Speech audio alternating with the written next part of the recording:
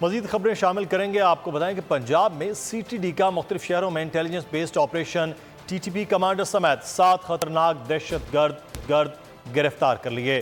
ترجمان C T D کے مطابق دہشت گرد اہم تنصیبات پر حملے کی منصوبہ بندی کر رہے تھے. رواں ہفتے 1136 کامبنگ آپریشنز میں 132 افراد گرفتار کیے گئے.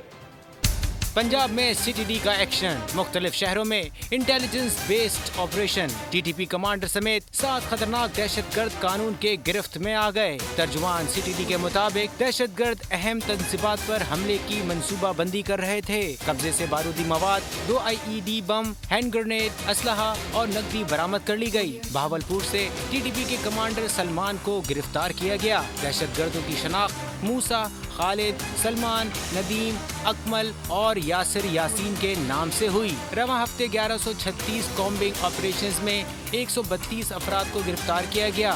حکام کا کہنا ہے کہ دہشت گردی کے ناسور کو جڑ سے اکھاڑ پھینکنے کے لیے پرعزم ہیں.